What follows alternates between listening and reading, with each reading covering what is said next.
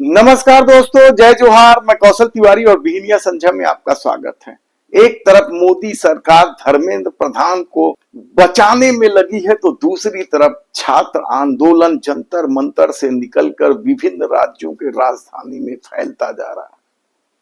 सरकार आंदोलन को समाप्त करने के लिए हर तरह की रणनीति अपना रही है। पुलिसिया अत्याचार से लेकर आंदोलनरत छात्रों को देशद्रोही, हिंदू विरोधी बताने के खेल में लगी सरकार को तब भी सफलता नहीं मिली जब वह वांगचुंग के अनशन को समाप्त करने में सफल हो गई। सफलता तो अब भी कोसों दूर है, जबकि काकरोच पार्टी के प्रतिनिधि मंडलों से उनकी बातचीत हो रही। आखिर मोदी सरकार की राह में सबसे बड़ी बाधा कौन बना है, कौन है? क्या वह छात्रा जो 20 दिनों तक भूखे रही, अनशन पर बैठे रही? कौन है वह छात्रा जो मोदी सरकार की आंदोलन समाप्त करने की रीति नीति में सबसे बड़ी बाधा बनी हुई है? यह हम बताएं उससे पहले बता देते हैं कि आंदोलन का विस्तार जिस तरीके से राज्यों में होने लगा है और राज्य दर राज्य खबर आने लगी है, वह मोदी सरकार के लिए बेहद ही परेशानी का सबब बन सकता है। और मोदी सरकार के सामने दिक्कत यह है कि यदि धर्मेंद्र प्रधान का इस्तीफा लिया जाता है तो आने वाले दिनों में दूसरे मंत्रियों के खिलाफ भी इस्तीफे की मांग की झड़ी लग जाएगी और सरकार के सामने। ऐसे में कांग्रेस भी इस मामले को किसी भी सूरत में अपने हाथ में रखना चाहती और यही वजह है कि संसद चल नहीं पा रहा है। तमाम विपक्ष धर्मेंद्र प्रधान के इस्तीफे पर अड़े हुए हैं।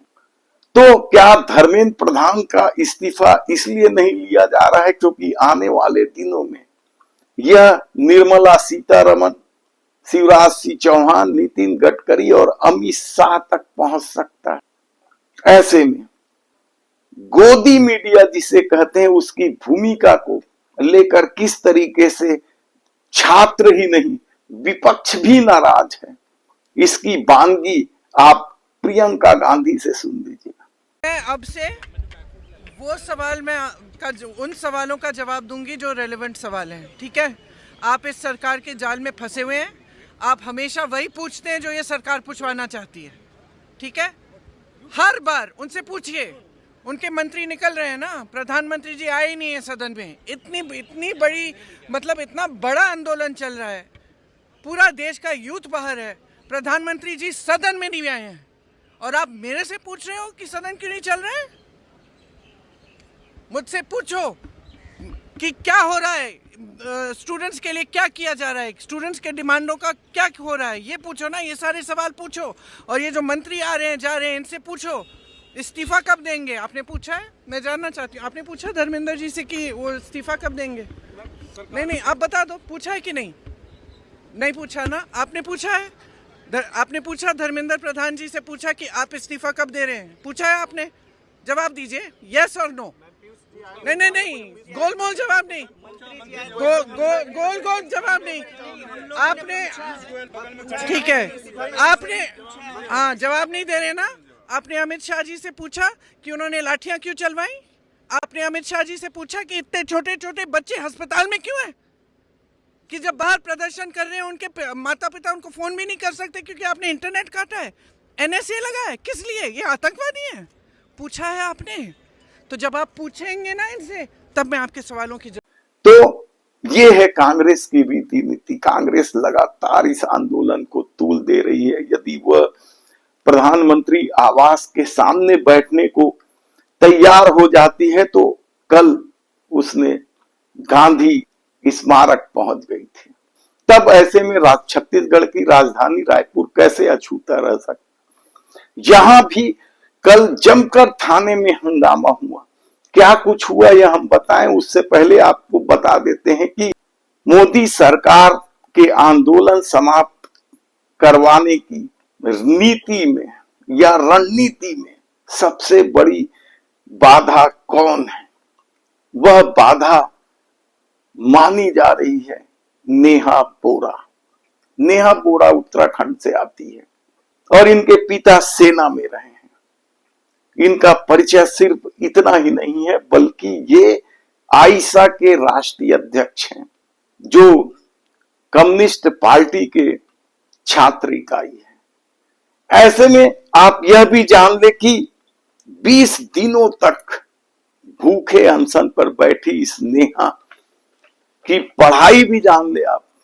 इसने दिल्ली यूनिवर्सिटी में बीए किया है, तो डॉक्टर भीमराव अंबेडकर यूनिवर्सिटी में इसने एमए किया है और अब यानी इन दिनों वह जेएनयू में पीएचडी की छात्रा है।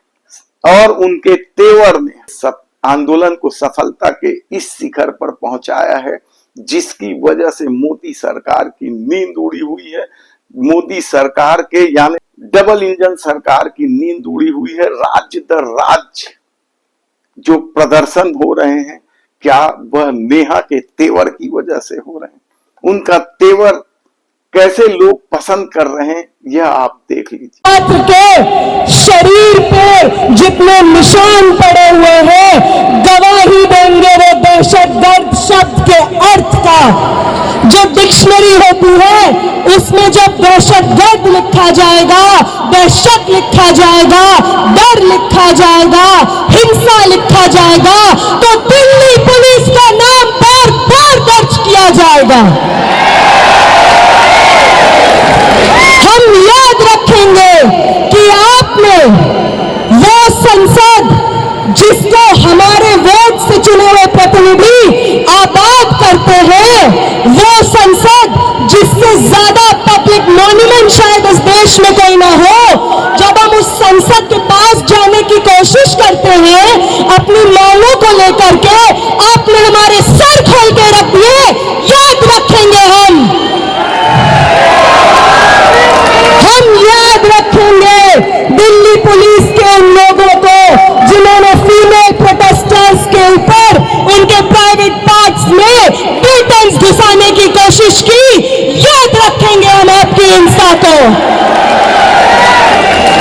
हम याद रखेंगे कि आपको मालूम था कि साथी हमाद 23 दिन से भूख हड़ताल पे बैठे थे। आपको मालूम था कि उनकी किडनी में ब्लड क्लॉट्स जम गए थे, फिर भी आपने अपने डंडों का इस्तेमाल करके उनका बदन खोल दिया।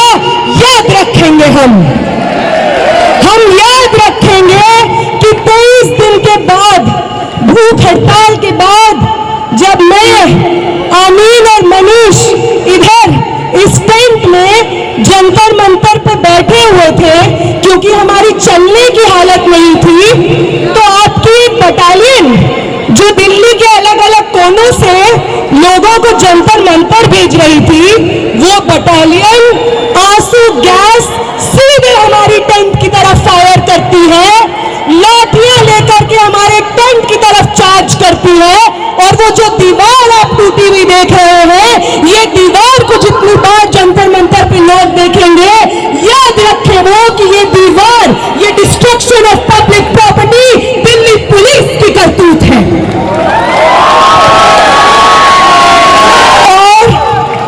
और इस तमाम हिंसा के बाद जो हमारे पास बची कुची जान होगी, वादा करते हैं दिल्ली पुलिस आपसे, वादा करते हैं कमिश्नर ऑफ पुलिस, वादा करते हैं आपसे प्रधानमंत्री जी, वादा करते हैं होम मिनिस्टर, वादा करते हैं धर्मेंद्र प्रधान कि जो बची हुई जान आपने छोड़ी है हमारे अंदर, वो आपकी सबसे बड़ी गलती है। आपसे बहुत गलती हो गई है कि आपने विटनेसेस को छोड़ दिया जो गवाही देंगे आने वाली जनरेशंस को आपकी हिंसा का। और जब भी आपकी हिंसा लिखी जाएगी, उसके बगल में दिल्ली में मौजूद 4 से 5 लाख छात्रों का अदम्य साहस लिखा जाएगा। ये भी याद रखेंगे हम।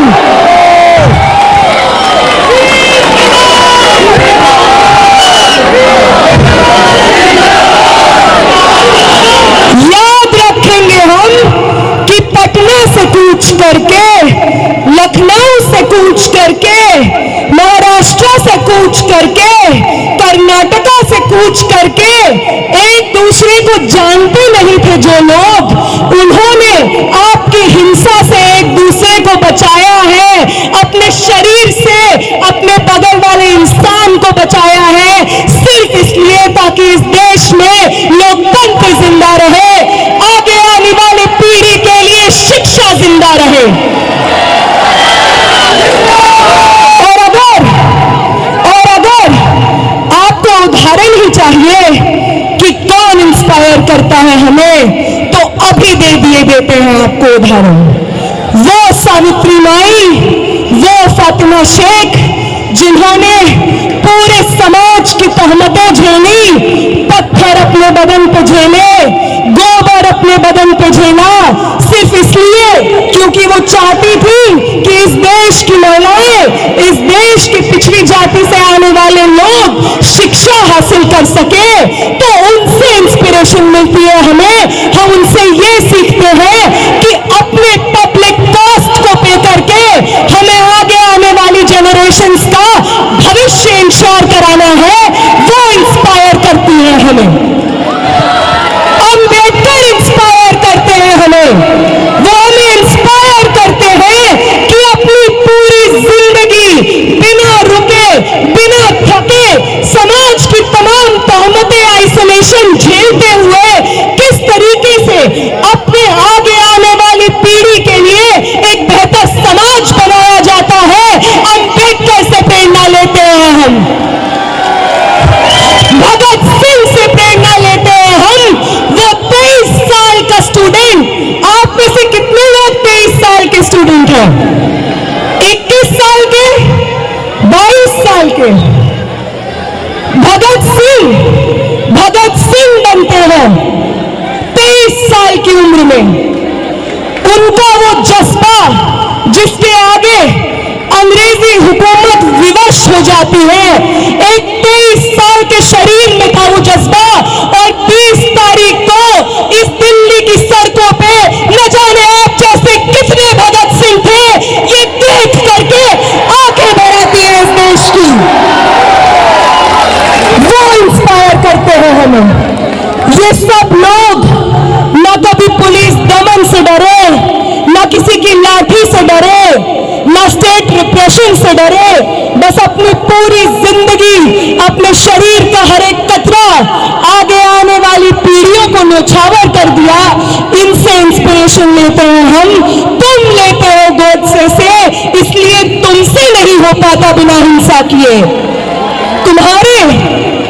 तुम्हारी जो इंस्पिरेशंस है, नाक रगड़ते थे अंग्रेजी हुकूमत के सामने, जब भगत सिंह और शहीद सुखदेव अपनी जानें दे रहे थे, तुम्हारी इंस्पिरेशंस नाक रगड़ते अंग्रेजी हुकूमत के सामने। आज भी तुम वही करते हो, इसलिए कल भी तुम्हारी हार हुई थी, आज भी तुम्हारी हार हुई थी, कल भी हम जीते थे, और आज भी इस देश को एक दूसरे का साथ देना वापस सिखाना है। इस देश में लोकतंत्र को, शिक्षा को, स्टूडेंट्स के भविष्य को वापस आबाद हमें करना है।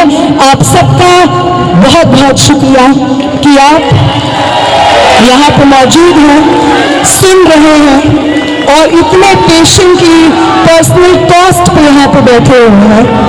तो सही फरोशी की तमन्ना आप हमारे दिल में, तो इतना जोर कितना बाज लौटाते, तो वक्त आने दे, बता देंगे तुझे आसमां। हम अभी से क्या बताएं, क्या हमारे दिल में है। आप सबको क्रांतिकारी सलाम। आप सब लोग, हर वो व्यक्ति जो यहाँ पे प्रोटेस्ट में बैठा है, जिसमें सोनम वांगचुक सर खुद कहते हैं कि आपसे प्रेरणा मिलती है हमें। हमारी 23 दिन की भूख ऐसे ही नहीं थी, हमारी 23 दिन की भूख थी क्योंकि आप थे हमारे पीछे, जो बार बार हर रोज आकर उस टेंट पे मिलते थे और कहते थे कि शर्म आती है भाजपा को वोट किया है हमने, आगे ये कभी गलती नहीं करेंगे। आप हमारे बच्चों के भविष्य के लिए लड़ रहे हैं, आपके साथ खड़े हैं हम। आपने करवाई है ये 23 दिन की भूख हड़ताल, और आपका ये कर्ज हिंदुस्तान कभी नहीं चुका पाएगा, आपका ये कर्ज मैं कभी नहीं चुका पाऊंगी।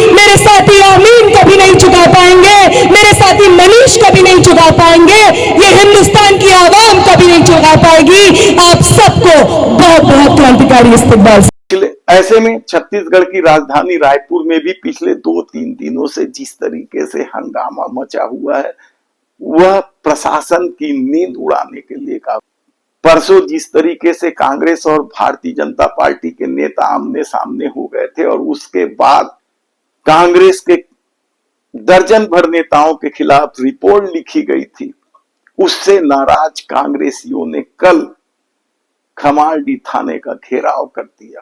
दीपक बैज खुद थाना पहुंच गए और इसके बाद कांग्रेस ने भारतीय जनता पार्टी के नेताओं के खिलाफ एफआईआर दर्ज करने की मांग वाली ज्ञापन देकर वहां से लौट गए। देखना होगा कि इन सब तमाम मामलों में क्या होगा, लेकिन कहा जा रहा है कि जैसे जैसे विलंब होगा वैसे वैसे सत्ता की दिक्कत बढ़ेगी, क्योंकि आंदोलन अब केवल जंतर मंतर तक सिमट कर नहीं रह गया बल्कि विभिन्न राज्यों में फैल गया और लोगों का गुस्सा लगातार बढ़ रहा है।